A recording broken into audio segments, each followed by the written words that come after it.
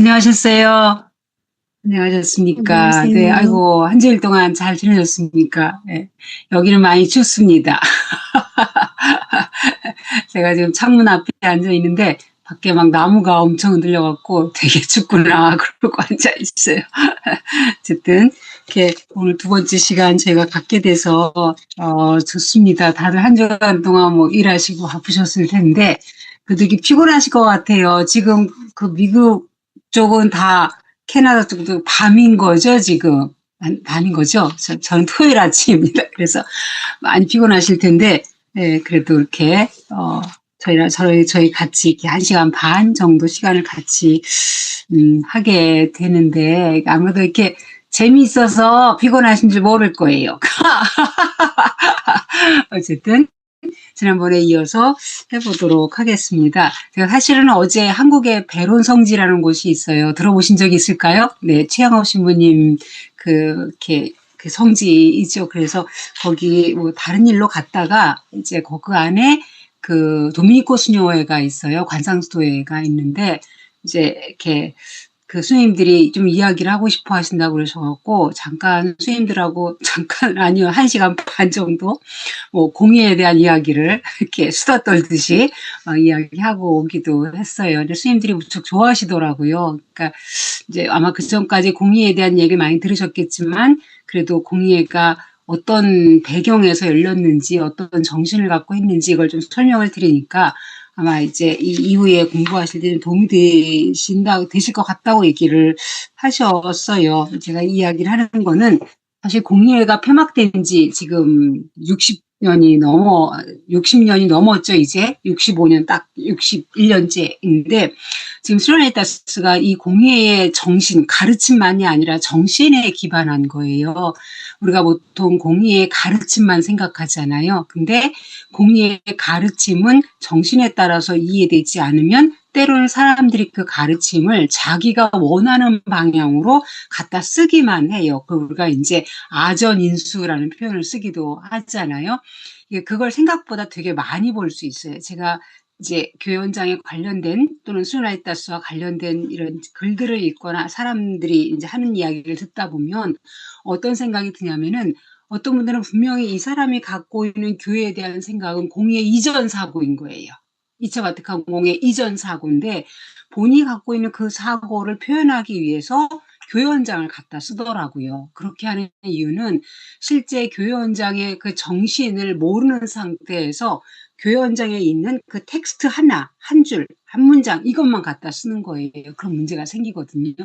그래서 교회원장의 정신을 좀 이렇게 잘 알아야지만 거기에서 나오는 가르침도 알 수가 있고 당연히 그 가르침에 기반한 스라이다스도 이해할 수 있어요. 그래서 지금 저희가 하는 작업이 스라이다스에 대한 것이긴 하지만 사실은 이게 신학적인 것도 그렇고 정신도 그렇고 2차 바티칸 공의회 특히 교현장에 기반하고 있기 때문에 오늘 저희가 할 작업 중 전반부에 주로 할 작업 중에 하나가 뭐냐면 교현장 1장을 볼 거예요. 교현장 1장과 2장 두 개를 볼 겁니다.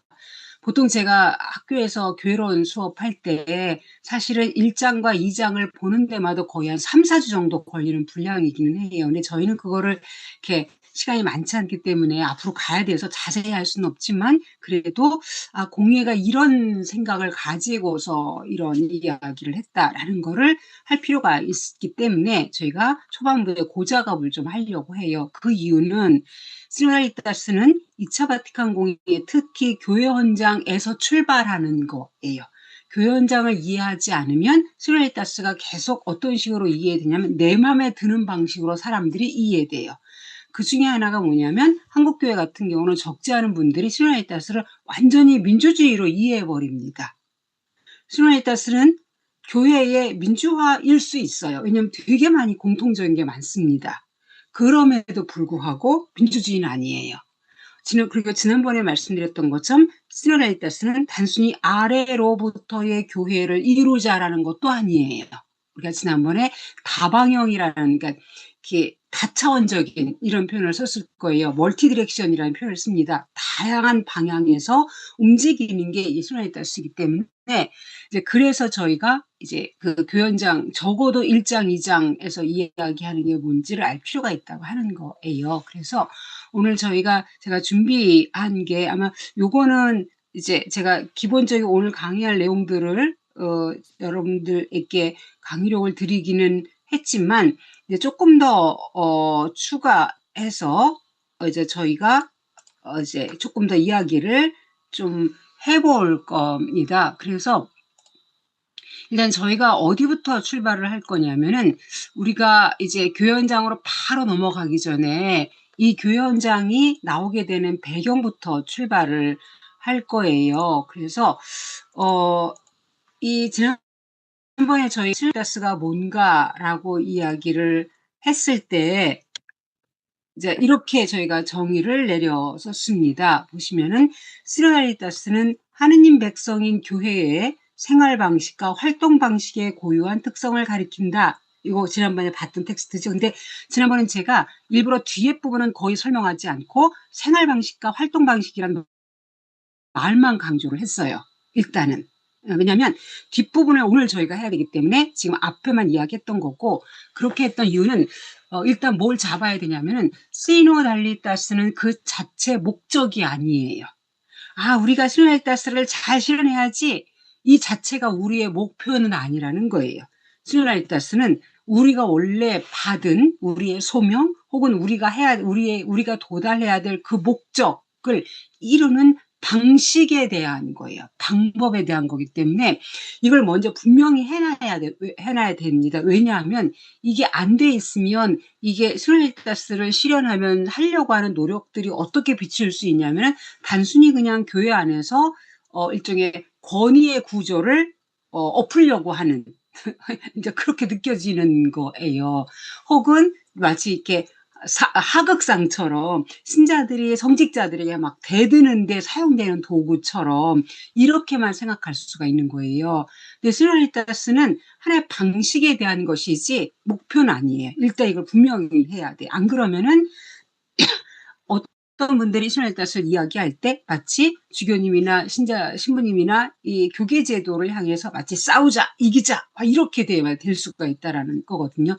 사실은 이런 뉘앙스로 보일 때 이제 성직자들, 주교님들이나 혹은 신부님들이 불편해하는 거예요. 내 권위에 대한 도전이라고 생각을 하기 때문에. 이제 이런 것들은 사실은 시노달리타스를 정확히 이해하지 못하기 때문에 나오는 현상이에요. 그렇게 생각하는 신자들도 잘 못 이해한 거고 또 그렇게 두려움을 느끼는 분들도 사실은 시노달리타스를 정확히 이해한 게 아닌 거거든요. 그래서 저희가 지난번에 제가 처음부터 시노달리타스는 how에 대한 겁니다라고 계속 얘기를 한 거예요. 방식. 자, 그러면 밑에 다음 문장을 보시면 이게 오늘의 핵심입니다. 교회는 함께 걸어가는 데에서 회합에 모이는 데에서 여기서 회합이라는 건 레지오 마리의 회합 이런 걸 얘기하는 게 아니에요. 여기서 회합은 어셈블리입니다. 함께 모이는 데에서. 이 함께 모이는 거는 저희가 조금 이따 하겠지만 우리가 그리스도교 신앙인으로 산다고 하는 거는 개별적으로 사는 게 아니에요. 그리스도 신앙인으로 산다고 하는 건 타자와 다른 사람과 함께 살아가기 때문에 공동체성이 굉장히 강해요. 이제 그걸 저희가 볼 겁니다. 그래서 함께 모여서 우리가 기도할 수 있고 미사에 참여할 수 있고 전례를 거행할 수도 있고 함께 모여서 우리가 사랑을 실천할 수도 있고 활동할 수도 있고 이걸 이제 우리가 우리가 한국말로는 회합이란 단어를 쓰고 있어서 이게 너무 이렇게 좁아진 느낌이 있는데 어셈블리의 개념이라고 보시면 됩니다. 그리고 다음 문장에 보시면 모든 구성원들이 복음화 사명에 능동적으로 참여하는 데에서 모든 구성원들이 복음화 사명에 능동적으로 참여한다는 이야기를 해요. 이것도 저희가 오늘 다뤄야 되는 거고 그 다음에 자신이 친교라는 것을 구체적으로 드러낸다라고 되어 있습니다. 그래서 아마 저희가 시노드 과정 중에서 이제 그 안내로 나왔던 모든 문헌들에서 항상 나왔던 키워드가 3가지가 있었어요. 기억하실 텐데 사명, 참여, 친교. 요 세 단어가 지금 수련회다스에 있고 저희 오늘 강의의 마지막 부분에서 그 이야기를 종합적으로 볼 겁니다. 그러면 이제 저희가 지금부터 할 거는 저희가 출발하면서 스로나이다스가 2차 바티칸 공의에 기반한 거라고 이야기를 했는데 지난 시간에 저희가 2차 바티칸 공의 이전의 교회의 모습이 어땠는가 혹은 사람들이 교회를 어떻게 이해했는가를 잠깐 봤었는데 혹시 기억하시나요? 그러니까 이게 뭐 가르치는 교회야 배우는 교회, 통치하는 교회야 통치받는 교회, 그다음에 전례를 거행하는 교회와 전례에 앉아서 구경하는 교회. 기억하시죠? 이렇게 교회가 이렇게 구분되어 있었고 특히 이제 그 가톨릭 교회를 이야기했을 때 이제 아마 이렇게 여러분들이 지난번에 들으시면 생각하실 수 있지만 보통 이제 가톨릭 교회 그러면 사람들이 많이 생각하는 것 중에 하나가 사실은 성직자 인 거예요. 그 보이는 모습들. 그렇죠? 가톨릭 교회는 딱 머리에 떠오르는 게 교황님 계시고 주교님 계시고 신부님 계시고 등등등. 근데 이런 어떤 제도적인 것들이 우리 이렇게 마음속에 막 떠오르잖아요. 근데 사실은 이제 이러한 게 물론 이렇게 우리가 직접 그러니까 우리 눈앞에 그런 모습이 보이기 때문일 수도 있지만 교회를 이렇게 이해하는 그 시각은 거의 1000년의 역사를 가진 시각이에요. 그러니까 예수님 시대에 그 다음에 이제 천년기에는 사실은 교회를 이해할 때 이런 식으로 본 게 아니라 교회는 하느님이 구원하신 공동체고 하느님이 이끌어가는 공동체구나. 하느님이 먼저 했었어요. 근데 중세로 넘어가면서부터 특히 종교개혁을 겪으면서부터 가톨릭 교회가 교회를 이해할 때 이렇게 제도의 측면을 굉장히 강조하게 돼요. 근데 그 여러 가지 요소가 개입이 되긴 합니다. 뭐 황제와 싸움도 했어야 됐고 종교개혁이 중점이 됐던 이유는 종교개혁자들이 루터, 칼뱅, 찌빙글리 이런 분들이 사실은 여러 가지 면에서 가톨릭 교회와 부딪히지만 가장 중요하게 부딪히는 점 중에 하나가 뭐냐면은 교회의 이러한 제도를 부정하는 거였었어요. 그러니까 가톨릭 교회는 그 교계 제도가 교황님 또 주교님, 사제, 그러니까 성직 제도가 그리스도가 세우셨다고 생각을 하고 있고 지금도 가톨릭 교회 신앙 교리 중에 하나인데 루터는 그거를 하느님이 세우신 제도라고 보지를 않습니다. 개신교의 사상인 거죠. 그래서 목사님은 예를 들면 이제 가톨릭 같은 경우는 그리스도께서 이 사람을 뽑은 거야. 홍길동이라는 사람을 당신이 불러서 사제로 삼으셨어. 교계 제도는 그리스도가 세우신 거야. 이게 가톨릭 교회 신앙교회라고 한다면 종교개혁자들은 예수님은 그런 걸 세운 적이 없다라는 거예요. 그리고 이 사목자들은 예수님이 세우신 것이 아니라 어떻게 이해하냐면 모든 사람이 다 사제로 부름을 받았고 이거 저희가 다음 주부터 해야 되는 부분이겠죠. 모든 사람이 사제로 부름을 받았는데 한꺼번에 다 할 수가 없으니까 우리 가운데서 그 대표자를 뽑는 거예요. 그래서 홍길동이라는 사람을 우리가 뽑아서 그 사람에게 우리가 받은 사제직을 위임한 거예요. 대통령과 비슷해요. 개념이. 이 얘기는 뭐냐면 그 사람이 그 직무를 제대로 수행하지 못할 때는 언제든지 그 직무를 거둘 수 있다라는 것을 의미하기도 해요. 그러면 이 사람은 본래 자리로 돌아가는 거예요. 가톨릭 교회는 한 번 사제는 영원한 사제이거든요. 그래서 종교개혁자들이 이렇게 가톨릭 교회 교계 제도를 부정을 하면서 일종의 반동이었던 것 같아요. 하나의 반작용으로 가톨릭 교회는 점점 더 교계 제도를 강조하게 됩니다. 그래서 이 중세 이후로 2차 바티칸 공회 직전까지의 교회 이해는 지난번에 저희가 봤던 것처럼 그렇게 이제 교계제도 중심의 교회였다고 생각을 하시면 돼요. 그러면 이제 볼 게 뭐냐면, 자, 지금 제가 이렇게 뭘 보여드릴 거냐면, 교회원장의 초안을 하나 보여드릴 거예요. 그러니까 지금 저희가 볼 거는 2차 바티칸 공의회를 제대로 이해하려면 2차 바티칸 공의회하고 이전하고 비교했을 때 교회를 바라보는 관점이 어떻게 변화했을까 먼저 짚어야 되거든요. 우리가 좀 이렇게 맛없는 거를 많이 먹다가 맛있는 걸 먹어야 더 맛있잖아요? 그쵸? 좀 이렇게 고생을 많이 해보면 아주 소소한 행복이 얼마나 좋은지 알잖아요?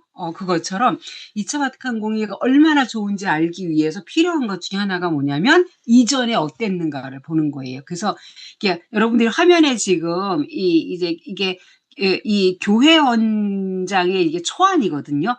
자, 교회원장의 초안입니다. 지금 우리가 갖고 있는 교회원장의 초안이에요. 많이 다른 게 보일 텐데 잘 보시면서, 저희가 대면 수업이 아니기 때문에 뭐 제가 이렇게 같이 대화하기는 어렵긴 하지만은 뭐 어려울 것도 없긴 합니다. 제가 질문을 드릴 수도 있어요. 보시면 11개의 장으로 되어 있는데 쭉 보시면 1장 투쟁하는 교회의 본성. 갑자기 밀리탄티스, 군대잖아요. 군대 투쟁하는 교회예요. 갑자기 왜 투쟁하는 교회냐면은, 혹시 옛날에 그 세례 받으신 분들 계시면 옛날 교리할 때 승리한 교회, 투쟁하는 교회, 정화 중인 교회, 그 배운 교리 배우신 기억 나실까요? 이게 승리한 교회는 천국교회, 그 다음에 정화 중인 교회는 연옥교회, 그 다음에 지상교회를 이렇게 투쟁하는 교회라고 불렀었어요. 그래서 그걸 이야기하는 겁니다. 그 다음에 투쟁하는 교회의 구성원, 즉 투쟁하는 교회에 누가 속하는가? 그럼 누가 속하지 않길래 이런 말을 했을까?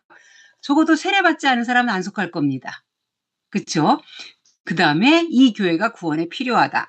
3장에서 주교직, 4장에서 상주주교. 상주주교는 뭐냐면, 예를 들면은 이 교구에 계시는 교구장님들은 반드시 그 교구에 머물러야 돼요. 네, 그러니까 예를 들면 이렇게 한국 같은 경우는 안동교구, 원주교구, 춘천교구, 가장 작은 교구에 속하는 교구들 중에 하나인 건데, 거기 교구장님이 아우 나는 여기 시골 너무 싫어, 나는 서울 가서 살 테니까 나한테 보고해, 이렇게 하면 안 된다라는 거예요. 교구장은 반드시 자기 교구에 자기 교구에 살아야 돼요. 이걸 상주교구, 상주주교라고 얘기를 합니다. 5장에 복음적 완덕의 상태, 요건 제가 설명을 따로 안 할 거예요. 이유가 있습니다. 6장은 평신도, 7장 교도권, 8장 교회 안에서 권위와 순종, 9장 교회와 국가의 관계, 모든 민족들과 모든 곳에서 복음을 선포할 선교의 필요성, 그 다음에 11장 교회 일치입니다. 자, 시간이 많지는 않지만 그래도 한번 질문을 드려볼까요? 여기에서 혹시 여러분들이 한 두세 분만 좀 얘기를 들어보는 것도 괜찮아요. 나 혼자 떠드는 것보다. 여러분들이 보셨을 때 좋은 마음에 드는 것과 마음에 들지 않는 걸 한번 이렇게 이야기해 주시면 어떨까 싶은데, 어떠신가요? 마음에 들지 않는 거, 마음에 드는 거. 아무나 얘기해 주시면. 난 이거 싫은데 하시는 거 있으실까요? 교회의 교도권. 마음에 들지 교도권이 않습니다. 마음에 안 들어요. 빼버릴까요? 네. 교도권을 뺄까요? 어디 딴 데로 올까요? 어떻게 할까요? 원하시는 대로 하세요. 우리 마음이에요. 우리 뭐 강실에 주교님 계신 거 아니니까 우리끼리 하면 돼요. 자, 어떻게 할까요? 뺄까요? 마음에 안 들기 때문에 더 들어봐야 될 것 같아요. 진짜요? 왜요? 네.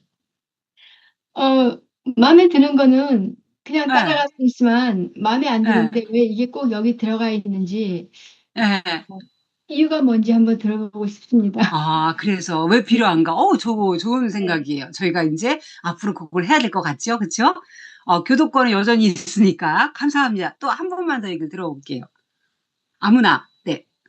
교회 안에서 권위와 순종? 네. 이거 마음에 좋으셔서 하신 거예요? 마음에 안 들어서 하신 거예요? 마음에 안 들어서. 없었으면 좋겠어요?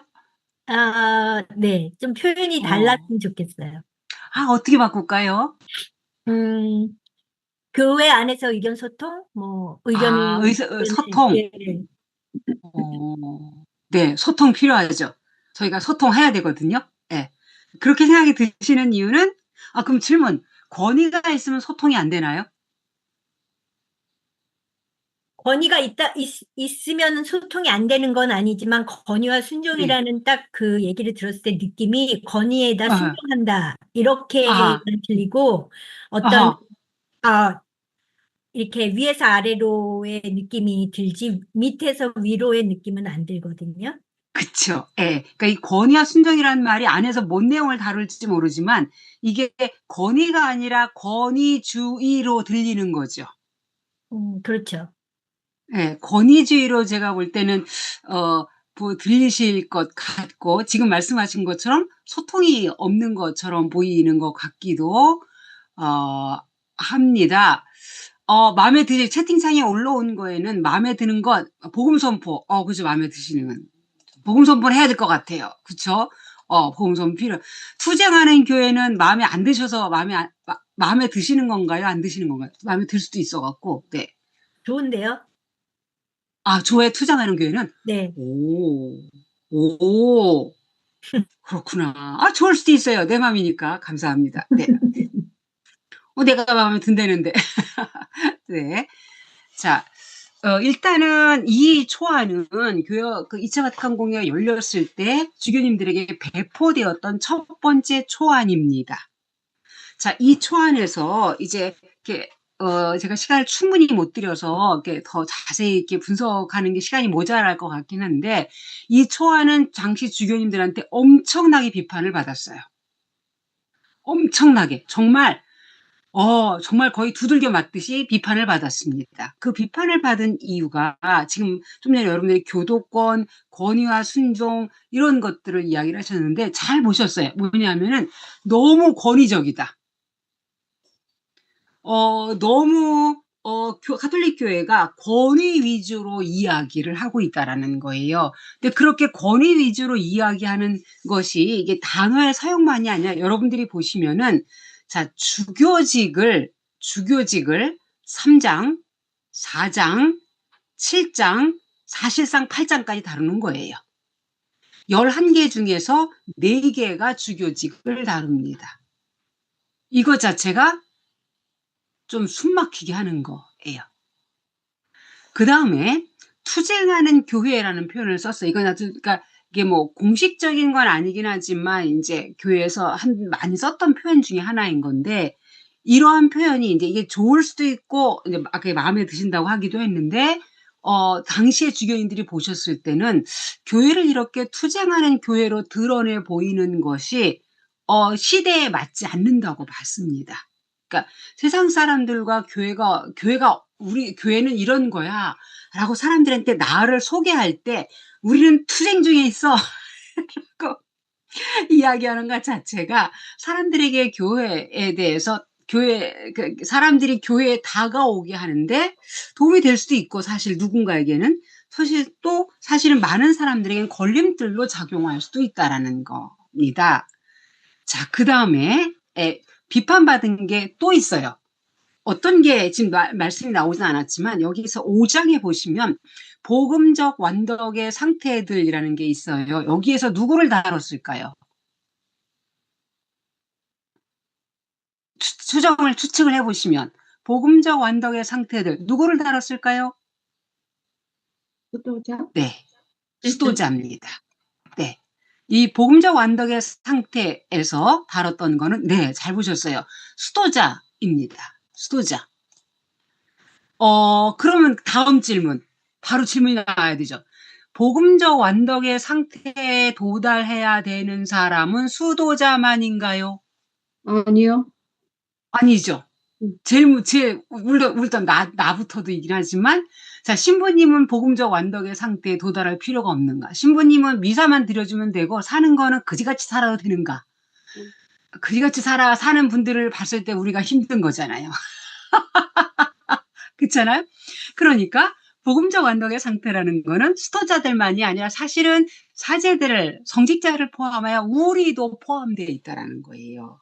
이것도 비판을 받는 거예요. 그래서 이 초안은 엄청나게 비판을 받으면서 어떻게 됐을까요? 폐기됩니다. 폐기. 완전히 없던 걸로 치는 거예요. 그래서 다시 초안을 준비를 하는데, 여러분들이 이제 초안을 준비하는데 그 중에서 교연장의 근간이 되는 초안으로 선택된 게 몬스녀 필립스의 초안입니다. 벨기에 루뱅 대학의 신학과 학과장이었었고 공리회 때 신학 전문가로 들어갔던 분인데, 이분의 초안이 굉장히 단순했어요. 4개의 장으로 되어 있었습니다. 되게 짧죠?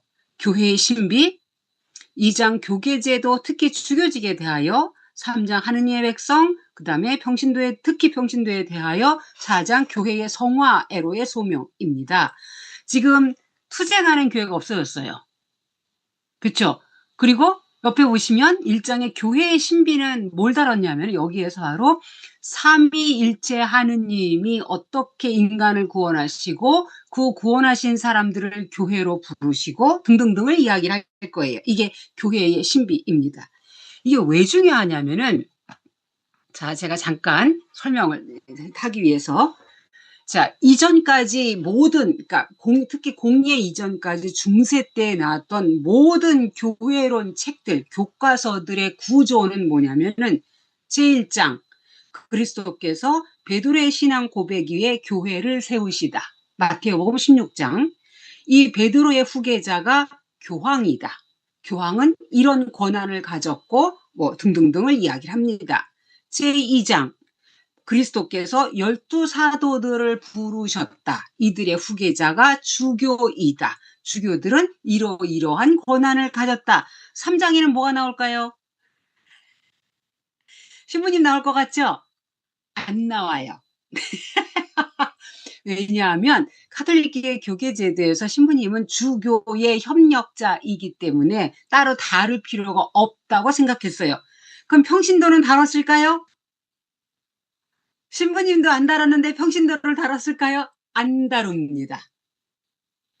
평신도를 교회의 공식적인 교회에 관련된 가르침 안에서 별도로 다룬 거는 2차 바티칸 공회가 처음입니다.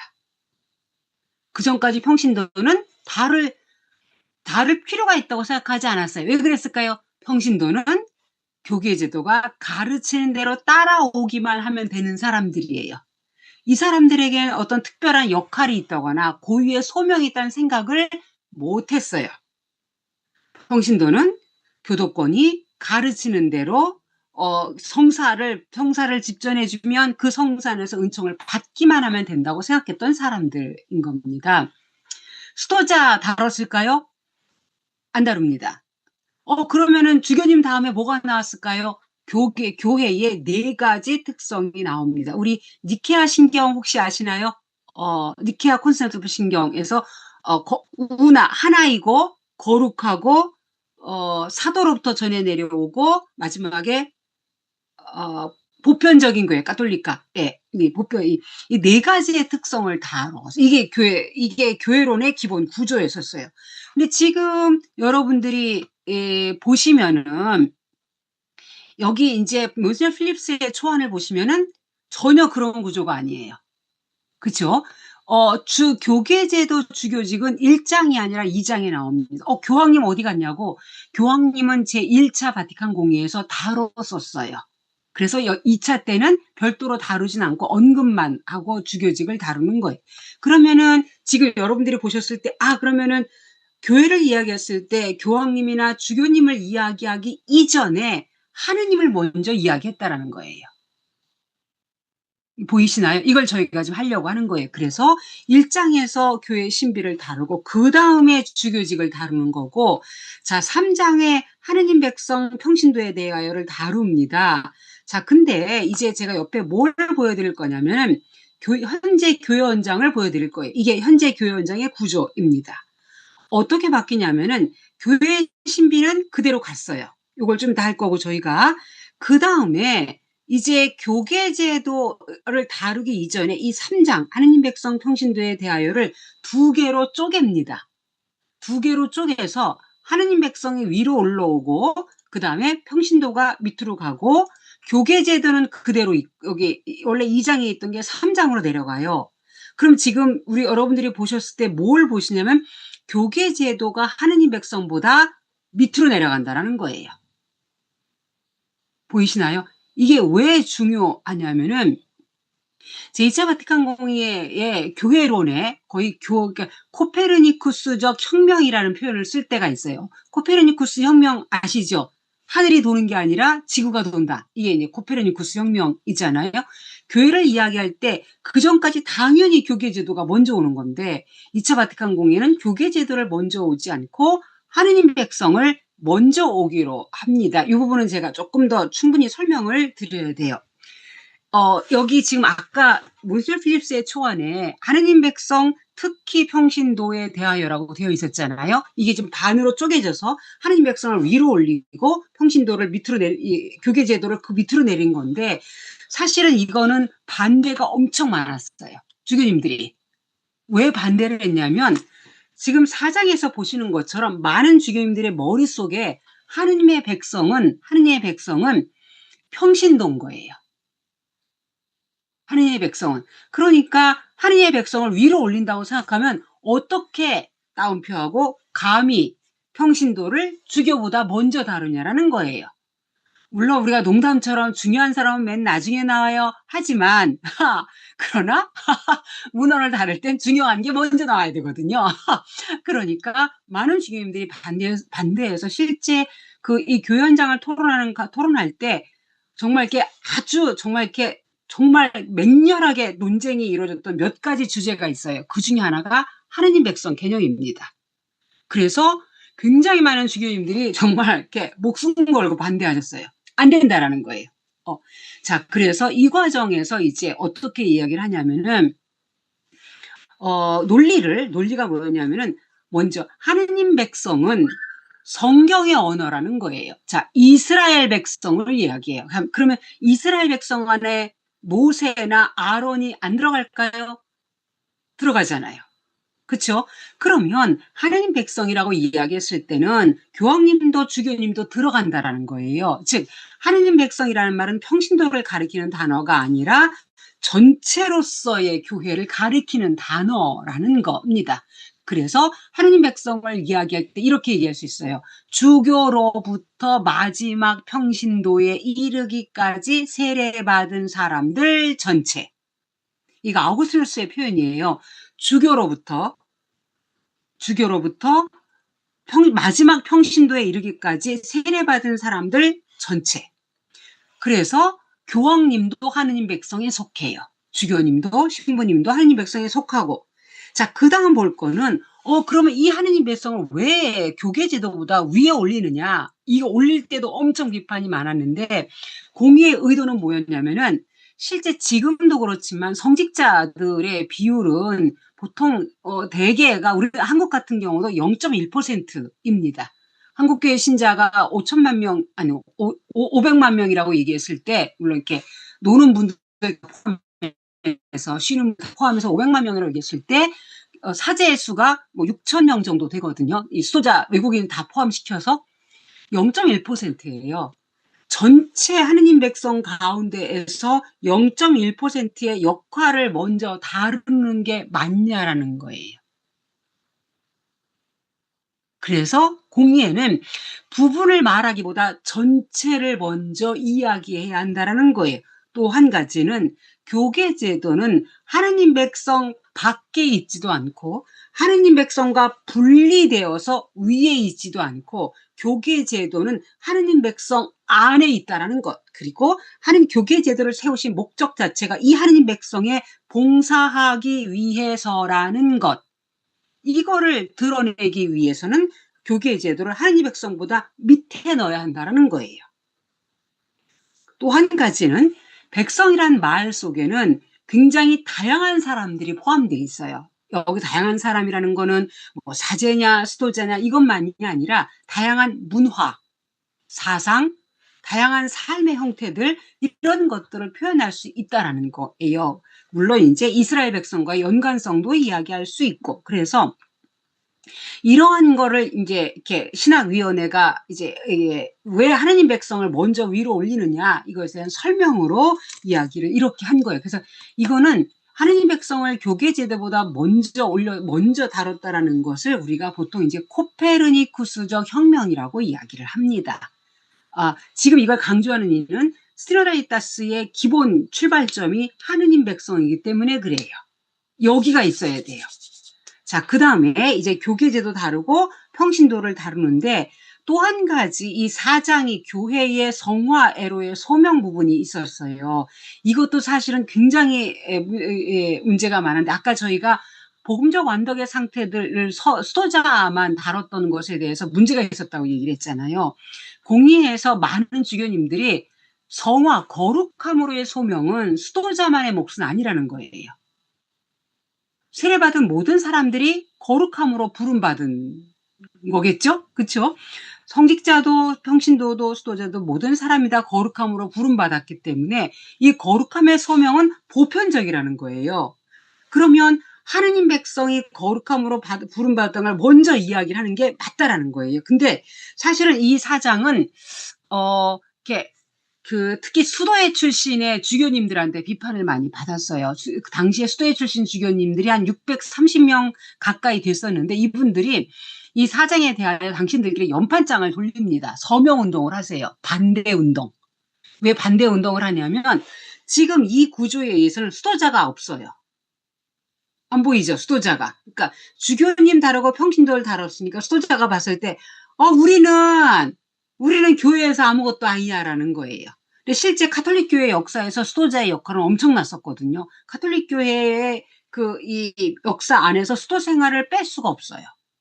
자, 그래서 이제 이 수도회 소속 주교님들이 수도자를 별도로 해달라 라가는 분이 계셨고, 또 한편에서 뭐가 있었냐면 수도자를 별도로 하게 되면 자꾸 수도자를 하느님 백성과 분리된 것처럼 이 수도자의 위치를 하느님 백성과 이렇게 분리시켜서 하느님 백성 밖으로 나가 있는 것처럼 보이는 거고, 특히 이 거룩한 물의 소명이 하느님 백성 전체의 것이라기보다는 마치 수도자들에게만 유보된 것처럼 보일 수 있다라고 이야기를 하는 거. 사실은 이 우려는 맞거든요. 실제 루터가 종교개혁했을 때 가톨릭을 비판했던 것 중에 하나가 뭐냐면은 가톨릭 교회는 거룩함으로의 소명을, 부르심을 성직자와 수도자에게만 유보시키고 있다. 이것을 영적 엘리트주의라고 비판합니다. 사실은 누가 더 거룩하냐라는 거는 우리가 언젠가 평신도 할 때 얘기도 했었지만, 거룩함은 내가 수도다로 사느냐 사제로 사느냐 보다 더 중요한 건 누가 더 하느님을 닮았느냐거든요. 거룩함과 하느님이 거룩하신 분이기 때문에. 자, 그래서 공의회는 타협안을 찾습니다. 그 타협안이 뭐냐면은 5장에서 교회의 보편적인 거룩함으로의 소명을 전체로서의 다루고, 그 다음에 그 소명을 살아가는 고유한 삶의 방식으로서 수도자를 다루는 거예요. 그래서 이 5장에는 거룩함의 소명이 뭔지를 막 설명하고, 그 속에서 항목을 나눠서 어떤 사람은 성직자로 살고, 어떤 사람은 평신도로 살고, 어떤 사람은 수도자로 살아, 이렇게 항목별로 이야기를 해준 다음에 그 다음에 수도자를 따로 떼어내서 6장에서 다루게 되는 거이다. 이렇게 해서 공의회가 기여한 것 중에 하나가 뭐냐면 거룩함으로의 소명을 하느님 백성 전체에게 적용시켰다라는 거예요. 이걸 강조하는 이는 스레나이타스를 이야기할 때도 이게 있어야 돼요. 있어야 되는 이유가 뭐냐면, 이 스레나이타스를 이야기할 때 사실은 가장 많이 고려되는 건 평신도의 위치입니다. 평신도가 너무 교회 안에서 그 이전까지 그러니까 너무 덜 거룩한 사람, 단순히 이게 덜 거룩한이라는 게 물론 사람마다 차이가 있긴 하지만, 단순히 평신도라는 이유로 사제나 수도자보다 덜 거룩한 사람으로 여겨지는 것, 단순히 평신도만으로 이들이 하느님 안에서 존재론적으로 덜 거룩한 사람이라고 낙인 찍히는 거, 이건 맞지 않거든. 이렇게 하게 되면 근본적으로 가톨릭 교회 안에 동등성이 없어지게 돼요. 동등성이. 2차 바티칸 공의회가 이야기하는 거는 하느님 백성 전체의 동등성이거든요. 다음 주에 할 부분들입니다. 그래서 이거를 바로잡기 위해서도 이 거룩함으로의 소명이 모든 이에게 주어진 거다라는 걸 먼저 이야기를 하고 6장이 수도자를 이야기를 하는 겁니다. 그리고 이제 원래 없었던 7장과 8장이 추가될 거예요. 이건 이제 공회가 회의를 하면서 추가가 되는 건데, 7장은 이제 이 교회가, 지금 우리가 있는 이 교회가 완전하지 않고, 우리가 여러분들이 제가 있는 교회도, 속해 있는 이 지역 교회도 완전하지 않아요. 그렇죠? 왜냐하면 완전하지 않은 이유는 불완전한 사람들이 있기 때문에 그래요. 모든 이가 다 불완전하니까. 그래서 교회는 완전함을 향해 나아가고 있다라는 거를 얘기한 게 바로 이 순례하는 교회에 대한 이야기고 8장에서 성모님에 대한 걸 이야기할 겁니다. 원래 성모님에 대한 거는 원래 별도의 문헌으로 발표할 예정이었었어요. 근데 이제 이렇게 토론을 거치면서 너무 분량이 짧기도 했지만은 성모님을 바라보는 관점은 크게 두 가지입니다. 하나는 그리스도와의 관계 안에서 성모님을 공경하는 이유는 그리스도 때문이에요. 두 번째는 성모님은 교회와의 관계 안에서, 즉 교회의 모델이요 교회의 어머니라는 거를 이야기를 하는 게 맞기 때문에 8장 거의 결론에 해당하는 8장에 성모님을 배치시킨 거예요. 이게 현재 교회 원장의 구조입니다. 그래서 보시면은 지금 이런 과정을 거쳐서 이제 지금 원래 교회원장 초안이 이랬으면 이제 우리가 지금 갖고 있는 교회원장은 이런 구조를 갖고 있는 거예요. 이 중에서 특히 스루나니타스를 다 중요하지만 스루나니타스를 이야기할 때 우리가 중점적으로 봐야 되는 게 1장과 2장이 될 겁니다. 그러면 저희가 이제 볼 거는 1장입니다. 그러니까 저희가 아까 시작하면서 교회를 어떻게 바라볼 거냐라는 거예요. 교회를 성직자 중심으로, 교계제도 중심으로 이렇게만 볼 거냐, 아니면 눈에 보이는 이 공동체 중심으로 볼 거냐. 우리가 이제 그 교회 안에서 내가 저 인간 보기 싫어서 내가 거긴 안 갈래, 이런 거 많이 하잖아요. 뭐 싫은데 어떻게 하겠어요. 근데 사실은 이제 좀 어려운 권고일 수도 있지만 하느님을 먼저 보라 이 얘기를 하잖아요. 교회를 바라볼 때도 성직자, 이렇게 교황님, 주교님, 신부님, 이런 평신도한 사람을 보기 이전에 하느님을 먼저 보라는 거예요. 그럼 어떤 하느님을 보라는 거냐? 2차 바티칸 공의회의 이것도 하나의 혁명적인 관점 중에 하나입니다. 삼위일체 하느님 안에서 본다라는 거예요. 그래서 제가 교회원장 1항부터 4항까지를 간단하게 저희가 한번 같이 짚어보려고 합니다. 이 텍스트는 여러분들이 이렇게 미국 주교회 사이트에 가도 영어로 되어 있고 한국 주교회 사이트 가도 교회원장이 이렇게 있고 제가 수업 자료 드리기도 했어요. 교회원장 1장이 이제 교회의 신비라고 이야기를 해요. 여기 지금 이제 이렇게 신비라는 단어를 쓰는데 여기서 말하는 신비는 뭐냐면 우리가 보통 이렇게 그 사람은 신비야 라고 얘기할 때는 알다가도 모르겠어, 이게 신비잖아요. 근데 교회의 신비를 얘기했을 때 그 신비가 아니에요. 여기서 말하는 신비는 여기 되게 중요한 개념인 건데 여기서 말하는 신비는 성경의 신비 개념입니다. 이건 제가 자료에 아마 안 드렸을 텐데 성경의 신비 개념, 특히 바오로 사도의 신비 개념이에요. 바오로 사도가 이제 신비라는 말을 이제 많이 사용을 하는데, 물론 예수님도 하느님 나라의 신비라는 표현을 쓰긴 하셨지만 설명을 안 하시거든요. 근데 바오로 사도의 서간에는 신비에 대한 설명이 나옵니다. 예를 들면 고린토전서 2장 1절에서 2절, 고린토전서 2장 1절에서 2절 읽어드리면, 나도 여러분에게 갔을 때 뛰어난 말이나 지혜로 하느님의 신비를 선포하려고 가지 않았습니다. 자, 하느님의 신비를 선포하라고 갔대요. 나는 예수 그리스도 십자가에 못 박히신 분 외에는 아무것도 생각하지 않기로 결심했습니다. 하느님의 신비라는 표현을 씁니다. 두 번째, 에페소서 1장 9절.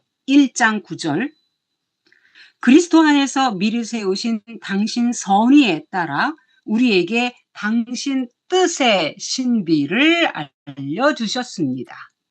당신 뜻의 신비. 세 번째 텍스트, 로마서 16장 25에서 27. 로마서 16장 25에서 27. 하느님은 내가 전하는 복음으로, 곧 예수 그리스도의 복음 선포로 오랜 세월 감추어 두셨던 신비의 계시로 여러분의 힘을 북돋아 주실 능력이 있는 분입니다. 신비의 계시. 이제는 모습을 드러낸 이 신비가 감추어 있었는데 그 신비가 모습을 드러냈답니다. 이 신비가 모든 민족들을 믿음의 순종으로 이끌도록 땡땡땡. 자, 마지막 텍스트 콜로새서 1장 26에서 27. 콜로새서 1장 26에서 27. 그 말씀은 과거의 모든 시대와 세대에 감추어져 있던 신비입니다. 그런데 이 신비가 이제는 하느님의 성도에 명백히 드러났습니다. 자, 신비가 드러났대요. 하느님께서 다른 민족들 가운데 나타난 이 신비가 얼마나 풍성한지 성도들에게 알려주시기를 원하셨던 겁니다. 자, 그 신비는 여러분 가운데 계신 그리스도이시고 그리스도는 영광의 희망입니다. 자, 그럼 이제 정리가 될 수 있어요.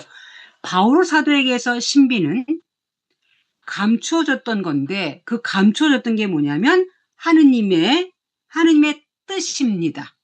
하느님의 뜻이 신비예요. 그럼 하느님의 뜻은 뭐냐면 구원이에요. 사람들을 구원하려고 했던 거, 이게 하나님의 뜻이고, 그 다음에 뭐라 그러면 구원하려고 한 하나님의 뜻이 드러났는데 그 구원을 이루신 분이 누구냐면 예수 그리스도이시고, 그리고 사실은 예수 그리스도 자신이 곧 우리에게 구원이고 하느님이시기 때문에 예수님이 곧 신비예요. 정리하면 바울 사도에게 신비는 하느님의 구원 계획 그리고 그리스도 자신입니다.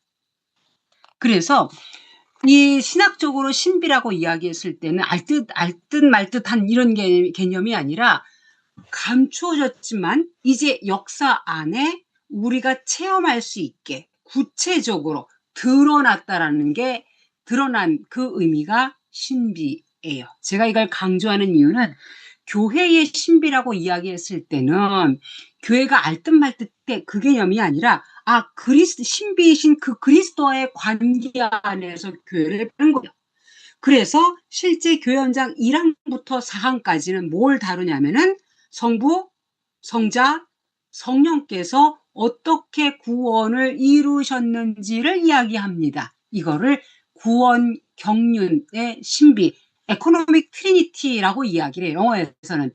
여기서 이코노믹은 경제이란 뜻이 아니고요. 원래 에코노믹이라는 말이 히라버에서 온 거예요. 그래서 오이코스가 집이란 뜻이고 노무스가 이게 법이란 뜻이어서 에코노미야 그러면 집을 다스린다는 의미입니다. 그래서 이 에코노믹 트리니티 그러면은 하느님께서 당신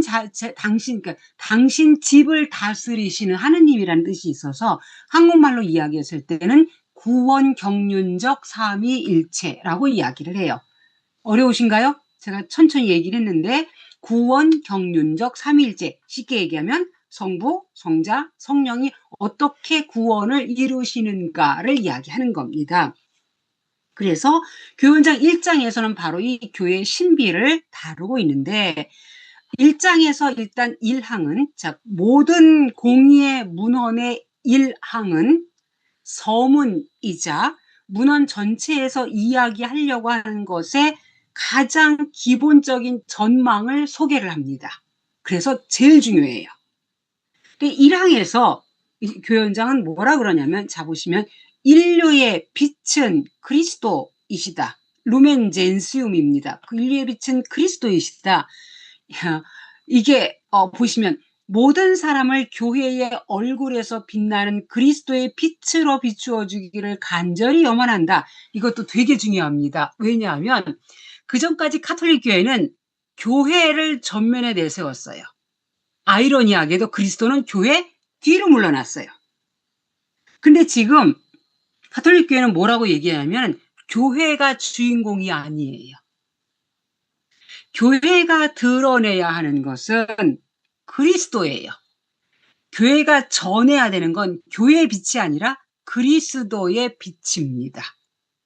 그런 의미에서 2차 바티칸 공회는 그리스도 중심으로 돌아갔다고 평가를 받기도 해요.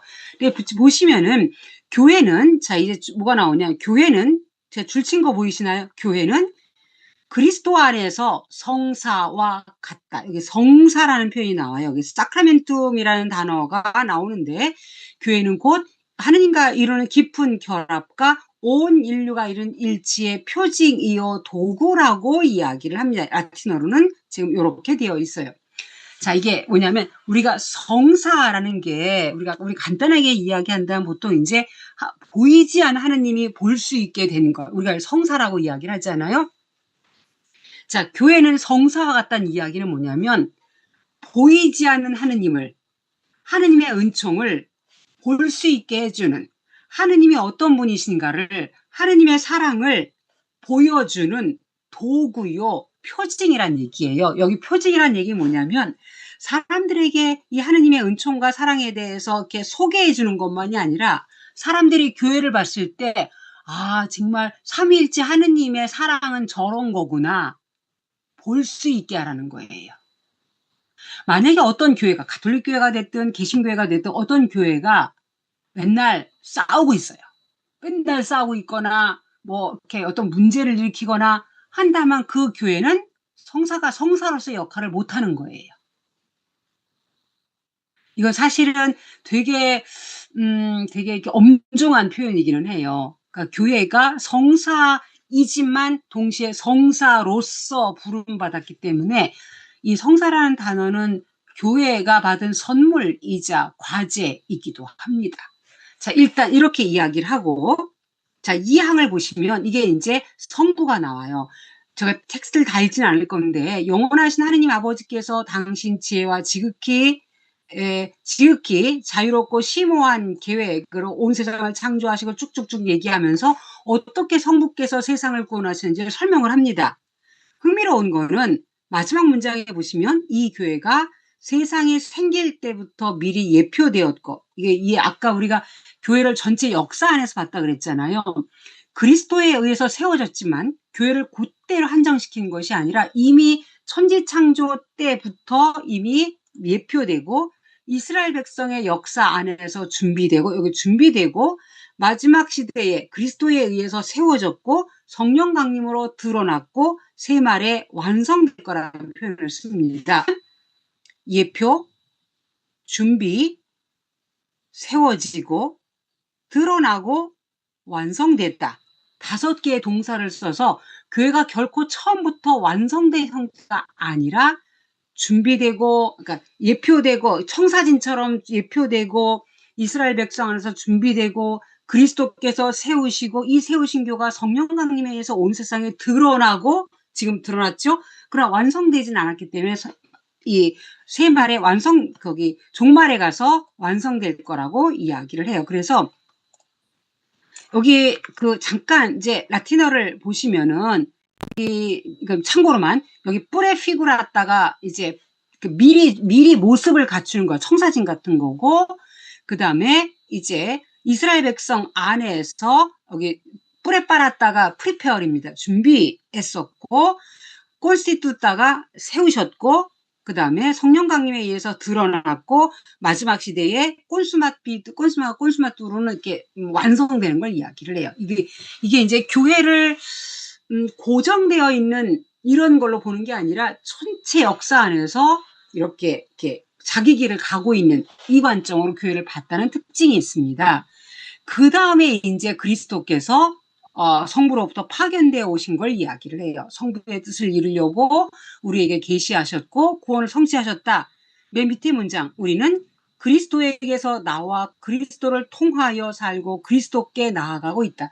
사실 신학적으로 굉장히 멋있는 문장이에요. 나는 그리스도에게서 나와서 그리스도를 통해 살고 그리스도께 나아간다. 우리 구원의 어떤 역동성을 가리키는 단어입니다. 4번째 항목에서 성령에 대해서 이야기를 하고 있어요. 성령에 대해서는 저희가 조금 더 자세히 봐야 되기 때문에 저희가 별도로 텍스트를 좀 볼 건데, 하기 전에 이거 제가 좀 문장 여기 줄을 좀 쳐놨어요. 뭐냐면은 이제 구원을 이야기할 때 이렇게 얘기합니다. 우리의 구원은 성부로부터 그리스도를 통하여 성령 안에서 이루어집니다.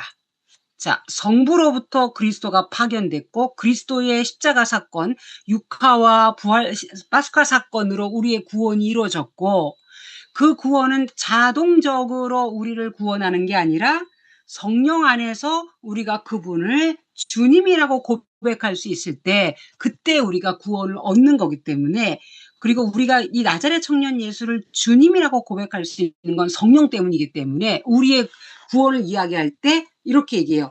성부로부터 그리스도를 통하여 성령 안에서 우리의 구원이 이루어졌다고 이야기를 해요. 근데 우리가 세례를 받았지만 우리 중에 어느 누구도 우리의 구원을 완전히 자신하지는 않지 않습니까? 물론 이제 개신교 신자들은 구원받았다고 이렇게 얘기하지만 가톨릭교회 신자들은 좀 소심한 것도 있긴 하죠. 구원을 받긴 받았지만 그러나 우리는 우리의 구원이 아직 충만히 이루어진 것이 아니라는 걸 알고 있거든요. 우리의 구원은, 충만한 구원은 성령, 그러니까 마지막 시대에 종말에 가서 이루어질 거예요. 그래서 이걸 표현하는 게 뭐냐면, 신자들은, 세례를 받아서 구원받은 우리는 다시 그리스도를 통하여 성령 안에서 아버지께 나아가는 거예요. 그러니까 구원이 이루어지는 것과 것의 반대 방향으로 올라가는 겁니다. 되셨을까요? 성령 안에서 그리스도를 통하여 아버지께 나아간다고 이야기를 합니다. 그리고 이제 교회를 이렇게 교계와 은사로 채워줬다는 이야기를 하시는데, 저희가 요 텍스트는 조금 더 확대해서 볼 거예요. 왜냐하면 스리라니타스를 이야기할 때 꼭 기억해야 될 게 성령이 교회의 주인공이라는 거예요. 지난번에 저희 강조했었잖아요. 그래서 요 사항에서 이야기하는 성령의 활동을 좀 짚어서 보면은, 성령이 교회 안에 신자들의 마음 안에 머무르시고 하느님의 자녀라는 것을 증언해 주시고 진리로 인도하시고 친교와 봉사를 일치시켜 주시고 교계와 은사의 선물로 가르치시고 교회를 젊어지게 하시고 끊임없이 새롭게 하시고 그리스도와 일치를 이루게 하신다고 이야기해요. 한마디로 이야기하면 성령은 교회를 살게 하시는 거예요. 성령은 내가 그리스도교 신자로 살 수 있게 하시고, 내가 힘들지만 내가 그래도 그리스도를 향하여 꾸역꾸역 앞으로 나아갈 수 있게 하시고, 나아갈 힘이 하나도 없는 것 같지만 그 힘을 내게, 나도 모르는 사이에 내 안에 힘을 주시는 분이시고, 내가 봉사할 수 있게 하시고 교회 안에서 일치를 이룰 수 있게 하시고 교회를 새롭게 하시는 분이고 교회 그리스도와 일치를 이루시는 분이다라고 이야기합니다. 아마 한마디로 이야기하면 교회를 살게 하시는 분일 겁니다. 이게 교회원장 4항이에요. 교회원장 7항도 같은 이야기를 합니다. 그리스도 안에서 우리가 끊임없이 새로워지도록 성령을 주셨고, 머리와 지체들 안에, 여기서 머리는 그리스도를 가리켜요. 그리스도와 우리들 안에 현존하시는 같은 성령께서, 그리스도 안에 머무시는 성령이나 우리 안에 머무시는 성령이나 같은 성령이에요. 이분이 온 몸에, 여기서 몸은 교회를 가리키는 겁니다. 교회를 그리스도의 몸이라고 했으니까 생명을 주시고 이 몸을 일치시키고 움직이신다. 그래서 거룩한 교부들은 성령을 가리켜서 뭐라고 얘기하냐면, 우리 몸 안에서 영혼이 하는 역할과 같다고 이야기를 합니다. 그래서 어떻게 얘기하면, 아우구스티누스 성인 같은 경우는 성령을 가리켜서 교회의 영혼이라고 아예 확정을 얘기했고, 토마스 아퀴나스 성인 같은 경우는 사실 이렇게 교회의 영혼은 너무 강한 표현이어갖고 교회의 영혼과 같다, 마치 영혼과 같다라는 표현을 씁니다. 그 이유는 우리 인간은 영혼과 육체의 결합은 이게 본질적 결합이어서 영혼이 없으면 이게 인간이 아니에요. 그냥 시체지. 근데 교회 안에서 성령과 교회의 결합은 이 성령의 역할이 영혼의 역할과 비슷하긴 하지만, 그렇다고 해서 교회와 이 성령이 인간 안에서 영혼과 몸의 결합처럼 있는 것, 그것은 아니거든요. 왜냐하면 분리될 수가 있기 때문에. 그래서 이제 토마스 아퀴나스는 좀 더 조심스럽게 마치 영혼과 같다라는 표현을 쓰긴 합니다. 어쨌든 교부들이, 가톨릭교회 역사에서 많은 교부들이 성령이 하는 역할을 우리 몸 안에서 영혼이 하는 역할과 같다고 이야기를 해요. 스리라니타스를 이야기할 때 가장 많이 강조하는 게 성령의 역할입니다.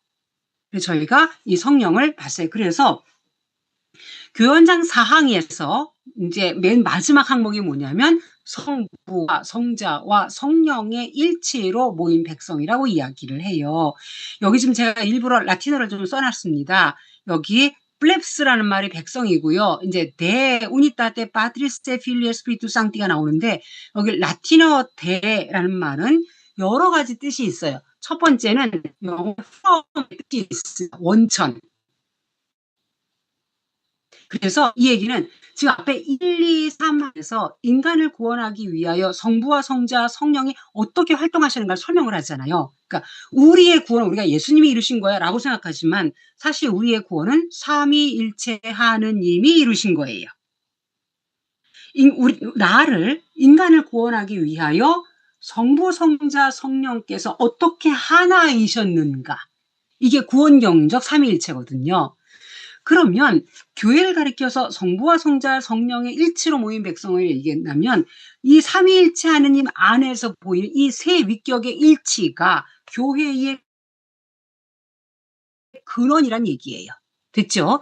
두 번째, 이 라틴어의 대는 근원 말고도 뭐가 있냐면 모델의 의미가 있습니다. 즉, 세 위격이 그렇게 일치를 이루는 것에 따라서 그것을 담도록 만들어진 거다. 그래서 모델의 개념이 있어요. 이 얘기 뭐냐면 성부와 성령께서 그렇게 일치를 이루시는 것처럼 교회 안에서도 지체들이, 구성원들이 그렇게 일치를 이뤄야 한다라는 걸 의미하는 겁니다. 이걸 다른 말로 친교라고 풀어냅니다. 친교. 친교라는 말은 이게 어떤 우정, 프렌드십이 아니에요. 보통 사람들이 친교의 시간으로 레크레이션 하잖아요. 근데 원래 친교는, 원래 성경 안에서 친교라는 말은, 성경 안에서 친교는 어떤 것에 공통적으로 참여함, 같은 신앙에 참여하고, 같은 말씀을 듣고, 같은 성사에 참여하고, 같은 사랑을 실천하고, 같은 복음을 선포하고, 같은 그리스도의 순환에 참여하는 것.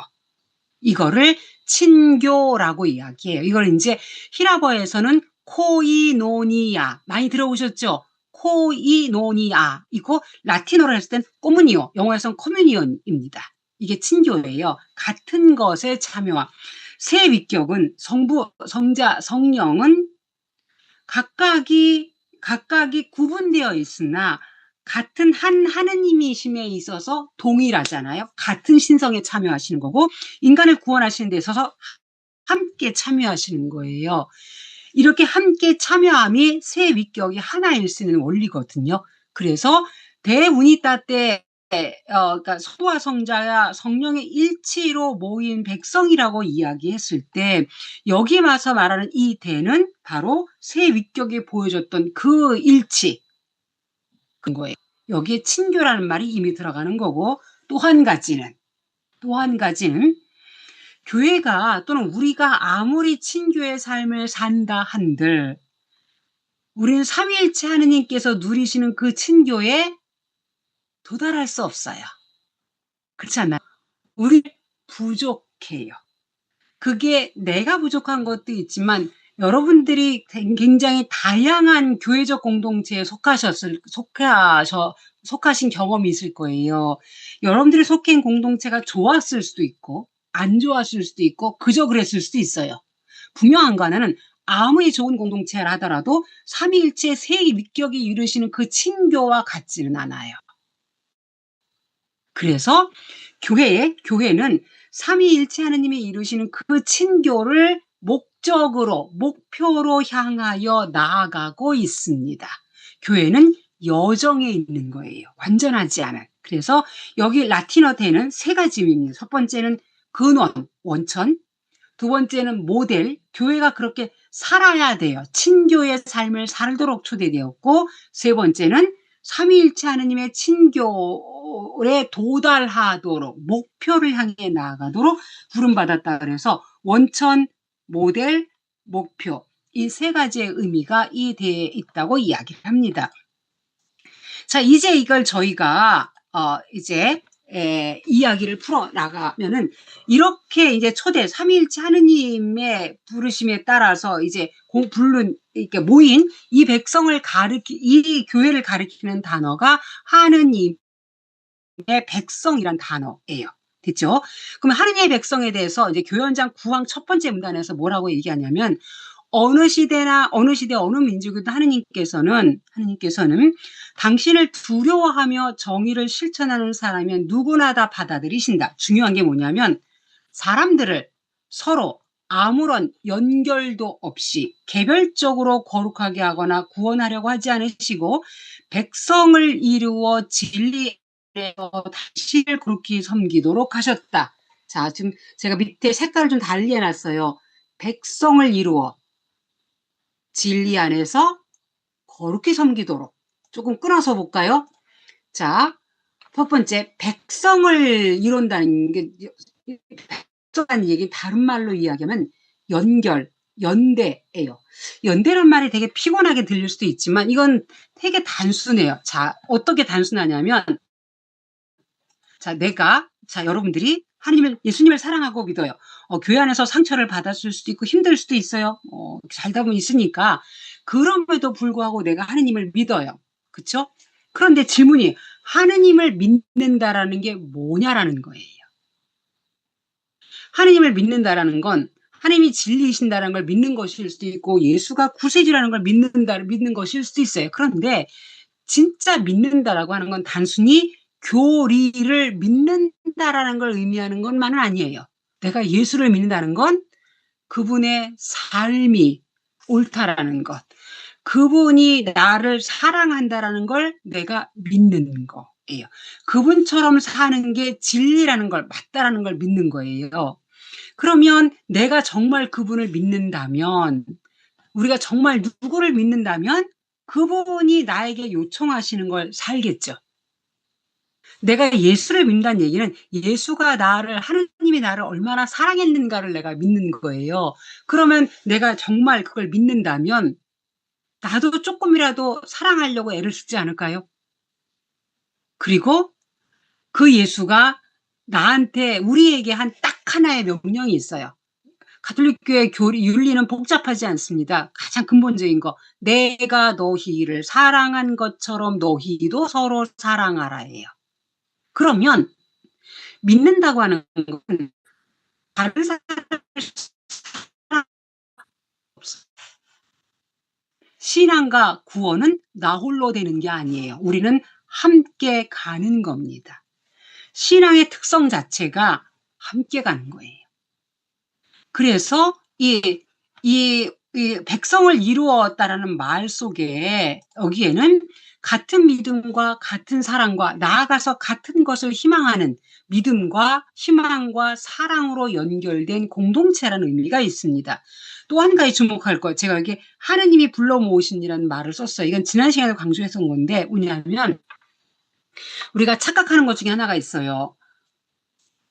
교회 공동체가 됐든 본당이 됐든 교회든 교편이든 어떤 하느님의 백성이든 이 백성은 하느님 것이지 교황님 것도 주교님 것도 신부님 것도 평신도 지도자 것도 아니에요.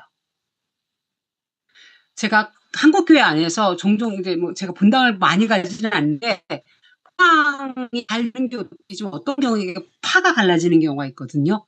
근데 파가 갈라지는 경우를 들여다보면 뭐가 있냐면은 여러 가지 이유가 있겠지만 그 중에 하나 제가 봤을 때는 보면 이 공동체가 자기 건 줄 아는 거예요. 백성, 그러니까 교회를 가리키는 백성 앞에 붙을 수 있는 소유격 자리에는 하느님만 들어갈 수 있어요. 제 생각에는 이것만 명확히 잡아도 지금보다 훨씬 나은 교회가 될 것 같아요. 이거는 성직자든 평신도 지도자든 평신도이든 마찬가지예요. 우리가 힘든 이유 중에 하나가 여러 가지인데 그 중에 하나가 뭐냐? 왜 내가 원하는 대로 안 하냐라는 거예요. 혹은 내가 원하는 대로만 하려고 하는 것. 스미라이타스와 정반대 역동입니다. 내가 원하는 대로 혹은 소수가 원하는 대로만 가려고 하는 거. 하느님이 빠지게 되면 스루네타스는 안 돼요. 그래서 스루네타스의 가정을 말하기 이전에 분명하게 짚어야 되는 건 이 백성이 하느님 거라는 겁니다. 그 다음에 이 백성이 진리 안에서 우리가 볼까요? 이건 너무 단순해요. 그리스도교에서 진리는 그리스도 당신 자신입니다. 예수님이 나는 길이요 진리라고 얘기하셨잖아요. 그러니까 진리 안에서 하느님을 안다는 얘기는 그리스도 안에서 어떻게 드러나는 아르고 이 그리스도 포함하는 백성이고 거룩히 섬기도록 이게 아까 저희가 했던 거예요. 누구나 예외 없이 모두가 다 거룩히 섬기도록. 그럼 어떻게 하는 게 거룩히 섬기는 거냐? 신자들이, 사제들이, 수도자들이 존으로 사제가 됐다는 것만으로 혹은 수도자가 됐다는 것만으로도 나보다 훨씬 거룩해 라고 따옴표하고 오해하시는 이유 중에 하나가 뭐냐면 거룩함이라는 단어를 외적으로 보기 때문에 그래요. 그런데 2차 바티칸 공예는 교회원장 5장에 아까 저희가 잠깐 맛만 봤는데 교회원 5장에서 거룩함을 다루거든요. 그 거룩함에서 이 거룩함 무엇이 거룩하냐라고 한다면 거룩함을 사랑과 동일시합니다. 거룩함 는 사랑 동일시되냐 거룩함은 하나님께 속한 거예요. 그러면 하나님께 속한 닮은 게 거룩한 건데 하나님의 본질은 답이 나오죠. 하나님은 사랑이시다예요. 따라서 누가 더 거룩하냐의 문제는 누가 어떤 일을 하느냐가 아니에요. 누가 어떤 마음으로 하느냐입니다. 그래서 거룩히 섬기도록 부름받았다는 이야기는 누가 하느님에 대한 사랑으로 인간에 대한 사랑으로 그 일을 하느냐입니다. 그래서 극단적인 경우에 제단에서 봉사한다 하더라도 만약 그 사람이 하느님에 대한 사랑으로 하고 있지 않다면 어디에서 굉장히 험한 일을 하는 전혀 종교적으로 보이지 않는 그런 일을 하는 사람이 하느님과 가족에 대한 사랑으로 그 일을 할 때 이 사람이 더 거룩할 수 있다는 거예요. 가족에 대한 사랑으로 소위 말하는 3D 일을 한다 할지라도 이 사람이 가족에 대한 사랑으로 하느님에 대한 사랑으로 그 일을 한다면 이 사람은 봉사하는 사람보다 더 거룩하다고 하느님이 하실 거라는 게 교회원장 5장의 가르침입니다. 여기서 누구나 예 없이 이렇게 부름받았다는 거죠. 그럼 저희가 이제 스루네타스의 3가지 용어 이미 다 설명했던 거예요. 교회는 목적지를 향해 가고 있고 제자들의 공동체인 성을 얘기하는데 여기서 말하는 성이라고 복음 선포이에요. 가톨릭 교회가 사실은 계속 가르쳤던 거 복음 선포의 사명으로부터 제외된 사람은 아무도 없다라는 거예요. 왜냐하면 우리 모두는 다 제자 공동체이기 때문에 그래요. 마태복음 28장에서 예수님이 너 가서 민족들을 제자로 삼으라고 파견하시잖아요. 이거는 사도들에게만 하신 건 아니에요. 모든이니까. 거창하게 나가지 않는다 이거죠. 예수님이 나를 구했어요. 근데 우리가 하나 짚을 게 하나 있어요. 뭐냐면 하느님의 백성이라는 말 속에 아까 저희가 백성 이야기를 잠깐 이야기했는데 이스라엘 백성은 자기들만 구원받기 위해서 뽑힌 게 아니에요. 이스라엘 백성은 보편적 구원을 위해서 도구로 선택된 백성이에요. 이거 들어보셨을 거예요. 구약 성경이든 신약 성경이든 선택은 항상 파견을 수반합니다. 파견. 구약 성경 안에서 모든 예언자들의 선택은 이들을 파견하기 위한 거예요. 사명을 주기 위한 거예요. 그래서 선택과 파견 사명은 동전의 양면이에요. 내가 사실 그리스도인이 됐다는 것도 선택이거든요. 내가 세례를 내가 예수를 믿고 세례를 받았어요. 나 구원받았어요. 좋죠? 이거로 땡이 아니라 또 나에게 뭐라 그러냐. 내가 너를 사랑해서 너를 구원한 것처럼 다른 사람도 구원받을 수 있도록 가서 이 복음을 선포하라예요. 그래서 교회 공동체를 제자 공동체라고 이야기를 하고 있고, 여기서 카톨릭 교회가 이야기하는 건 뭐냐면 이러한 복음 선포의 사명에서 제외된 사람은 아무도 없다입니다. 각자 자기의 삶의 자리에서 저마다 할 수 있는 걸 하는 거예요. 누군가는 많은 사람을 불러올 수도 있고 누군가는 한두 명밖에 못 불러올 수도 있지만 내가 속한 삶의 자리에서 복음을 선포하는 거예요. 그래서 이 사명이 나올 거고, 그럼 어떤 식으로 이 사명을 선포할 거냐. 예수천국, 예수천국, 불신지옥 한다고 해서 사명이 이게 선포되는 건 아니에요. 알고 계시죠? 아마 여러분들 중에 많은 분들이 예비자들을 불러 모으셨을 텐데, 그 중에 어떤 예비자들은 내가 한 번도 예수에 대해서 말한 적도 없는데, 나한테 와서 나 성당 가고 싶어 라고 말하고 계셨을 거예요. 왜냐하면 당신이 예수를 믿는다고 하는데 되게 좋아 보여서, 되게 힘들게 사시는 것 같은데도 늘 편안해 보여서, 뭐 등등등 얘기를 하실 거예요. 이 얘기는 뭐냐면, 복음을 선포하는 방식에서 말의 선포도 중요하지만, 내가 하느님을 믿는다라는 게 얼마나 깊지, 내가 다른 사람들을 사랑한다는 게 어떤 건지를 내가 몸으로 보여줄 때 이게 바로 곧 복음 선포예요. 그래서 복음 선포의 방식을 크게 두 가지의 언어로 표현합니다. 말과 삶으로 이해하면 친교라고 이야기할 수 있을 거예요. 친교. 그러면 사실은 친교의 삶을 사는 것 자체가 사명인 거예요. 그렇지 않겠어요? 그리고 이렇게 살도록 초대된 것은 모두가 다 그렇게 하도록 초대되었다라는 겁니다. 이 백성이 이제 이렇게 자기 제자들로서 살기 위해서 성령께서 우리 안에서 이끄신다는 얘기 저기 했었죠? 이 제자들이 자기의 역할을 할 수 있도록 하느님께서는 교회 안에 풍성한 도구들을 주세요. 그 중에 가장 중요한 게 바로 말씀과 성입니다. 우리가 예수님을 알게 하고 예수님을 사랑하게 하는 것이기도 하지만 말씀 자체가 힘이 있기도 하고, 그렇게 말씀 안에서 말씀이 우리에게 힘을 주게 하는 데는 성령께서 작동을 하시겠죠. 이게 계시연장 8항에 나옵니다. 성령께서 복음의 목소리가 울려 퍼지게 하시되 말씀이 우리 안에 퍼지게 하신다. 말씀. 그 다음에 한 가지 중요한 건 정세 공동.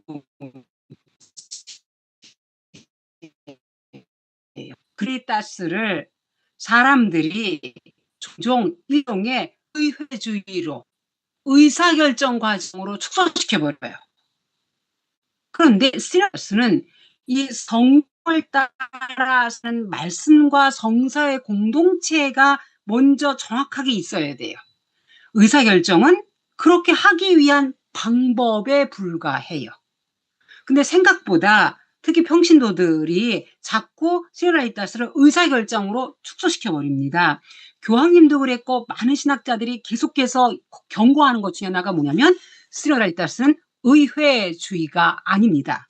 시라이타스는 투표수를 세는 게 아닙니다. 시라이타스는 이렇게 성령을 따라 사는 말씀과 성사의 공동체, 성령을 더 잘 따라 살기 위한 과정, 방법입니다. 라고 이야기를 해요. 그래서 여기 말씀과 성사의 공동체를 이야기를 하고 있고, 시노다이타스랑 시노드 과정에서 나왔던 문헌들 가운데에서 성체 성사가 굉장히 많이 강조돼요.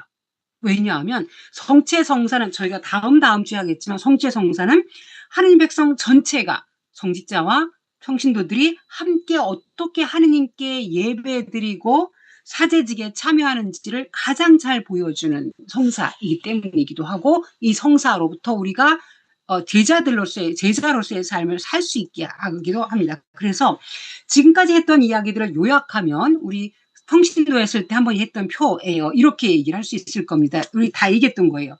인간 역사 안에서 그리스도께서 오셨고, 그리스도의 파스카 사건으로 구원받은 이 사람들의 공동체, 교회를 하느님의 백성이라고 이야기하고, 이 하느님 백성에 봉사하기 위해서 교계 제도를 세우셨고, 이 교회는 완전하지 않고 완성을 향해서 나아가는 겁니다. 여기 역사 안에서 목표를 향해 걸어가는 공동체예요. 그 목표란 하느님 나라의 완성일 수도 있고 하느님과의 일치일 수도 있고 영원한 생명일 수도 있고 어쨌든 간에 충만한 완성을 향해 가는 공동체예요. 그런데 이 교회는 자기들만 할 수 있지 않고 이 여정에서 하느님께서 우리가 잘 갈 수 있도록 말씀과 성사를 선물로 주었고 성령께서 이 교회의 주인공이시고 그리고 이 교회는 복음 선포라는 사명이 있다라는 거고 이 복음 선포를 실현하는 방식은 사람들이 우리를 봤을 때 하느님과 이루는 코이노니아, 사람들 사이의 코이노니아를 체험할 수 있게, 볼 수 있게 하라는 거고 그리고 이렇게 하는 데는 사람들이 참여해야 한다라는 거예요. 요게 지금 1시간 20분 동안 여러분들과 함께 이야기했던 의 요약표이고 여기에 스라엘다스 다 들어가 있는 거예요. 사명, 친교, 참여. 되셨을까요? 네. 자, 그래서 저희가 이제 이게 다음 주에 할 거예요. 이 하느님 백성 안에서 이제 사람들은 각자 자기 길에서 함께 서로의 관계 속에서 걸어가는 백성이다라고 이야기를 할 겁니다. 요거를 저희가 다음 주에 더 잘 본격적으로 들어갈 겁니다. 그래서 이제 이번 주 차에 할 거는 제가 2가지를 한 거예요. 하느님 백성만 따로 하면은 이게 따로 놀기 때문에 이 하느님 백성을 삼위일체 하느님의 신비 안에 일단 결합을 시켜야 돼요. 이 하느님의 신비 안에 정착을 시키고 여기로부터 하느님 백성을 이야기를 하고 그 다음부터 할 거는 이 하느님 백성 안에 어떤 구성원이 있는가를 이야기를 할 거예요. 됐을까요? 네, 오늘 강의는 여기까지 하겠습니다.